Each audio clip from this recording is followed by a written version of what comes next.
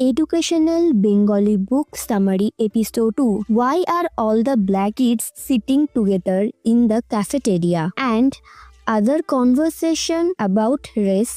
অর্থাৎ ক্যাফেটেরিয়ায় সব কালো ছাত্রছাত্রীরা সব সময়ে একসাথে বসে কেন এবং গায়ের রঙের বিষয়ে অন্যান্য আলোচনা। লিখেছেন Beverly Daniel Tatum. Introduction. Why are all the black kids sitting together in the cafeteria.